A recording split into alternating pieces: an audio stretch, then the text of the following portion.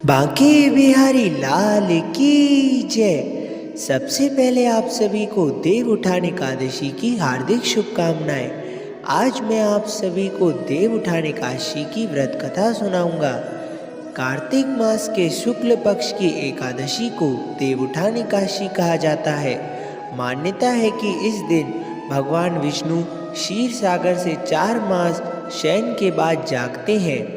भगवान विष्णु के शयन काल के 4 मास में विवाह आदि मांगलिक कार्य नहीं होते हैं, लेकिन देव उठान एकादशी के बाद से शुभ और मांगलिक कार्य शुरू हो जाते हैं।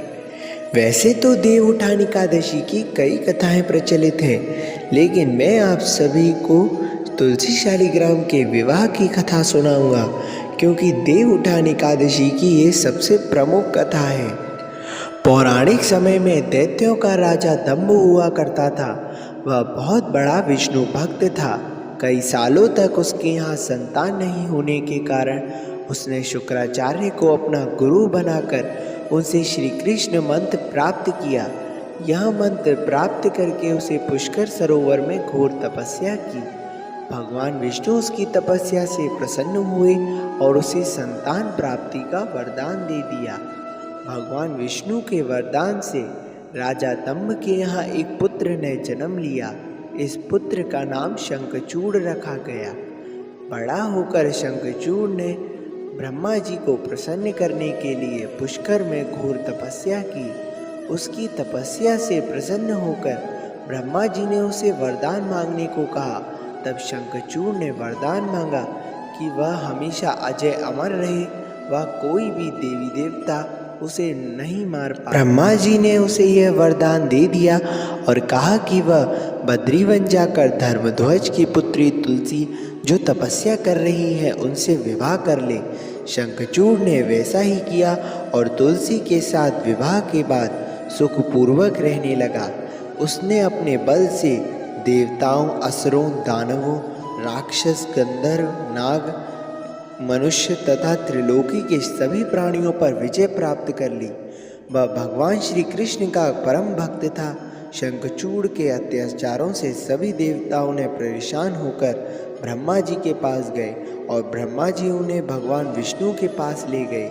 भगवान विष्णु ने कहा कि शंखचूड़ की मृत्यु भगवान शिव के त्रिशूल से ही होगी, अतः आप सब उनके पास जाएं। भगवान शिव ने चित्ररथ नामक गण को अपना दूत बनाकर शंखचूड़ के पास भेजा। चित्ररथ ने शंखचूड़ को समझाया कि वह देवताओं को उनका राज्य लौटा दे, परंतु शंखचूड़ ने मना कर दिया और कहा कि वह महेश्वर से युद्ध करना चाहता है। भगवान शिव को जब ये बात पता चली तो वह युद्ध के लिए अपनी सेना लेकर निकल पड़े। इस तरह देवता और दानवों में घमासान युद्ध हुआ, परंतु ब्रह्मा जी के वरदान के कारण शंखचूड़ को देवता नहीं हरा पाए। भगवान शिव ने शंखचूड़ का वध करने के लिए जैसे ही अपना त्रिशूल उठाया, तभी आकाशवाणी हुई कि जब तक शंखचूड़ के हाथ में श्री हरि का कवच है और उसकी पत्नी का सतीत्व अखंडित है, तब तक इसका वध असंभव है। आकाशवाणी सुनकर भगवान विष्णु वृद्ध ब्राह्मण का रूप धारण करके शंखचूड़ के पास गए और उससे श्री हरि कवच दान में मांग लिया। शंखचूड़ ने वह कवच बिना संकोच के दान कर दिया। इसके बाद भगवान विष्णु ने शंखचूड़ का रूप बनकर उसकी पत्नी तुलसी के पास गए। शंखचूड़ रूपी भगवान विष्णु ने तुलसी के महल के द्वार पर जाकर अपनी विजय होने की सूचना दी। यह सुनकर तुलसी बहुत प्रसन्न हुई और पति रूप में आए भगवान का पूजन किया व रमण किया। ऐसा करते ही तुलसी का सतीत्व खंडित हो गया और भगवान शिव ने युद्ध में अपने त्रिशूल से शंखचूड़ का वध कर दिया। तब तुलसी को पता चला कि वह उनके पति नहीं है, बल्कि वो तो भगवान विष्णु हैं।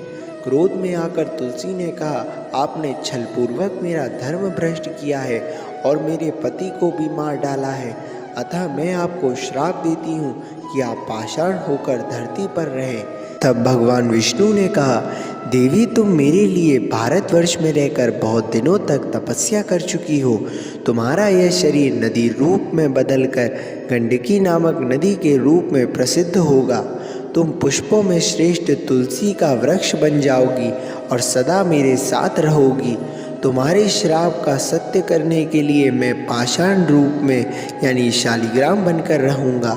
गंडकी नदी के तट पर मेरा वास होगा और देव उठान एकादशी के दिन भगवान शालिग्राम व तुलसी का विवाह संपन्न कर मांगलिक कार्यों का प्रारंभ किया जाता है। हिंदू धर्म की मान्यता के अनुसार इस दिन तुलसी शालिग्राम का विवाह करने से अपार पुण्य की प्राप्ति होती है। तो ये थी तुलसी शालिग्राम के विवाह की कथा। आप सभी इस कथा को ज़रूर सुने और इस कथा को जितना हो सके उतना शेयर कीजिए ताकि सभी लोग आज के दिन इस कथा का आनंद ले सकें। और आज देवउठान एकादशी के दिन व्रत ज़रूर रखें क्योंकि देवउठान एकादशी सबसे प्रमुख एकादशियों में से एक है।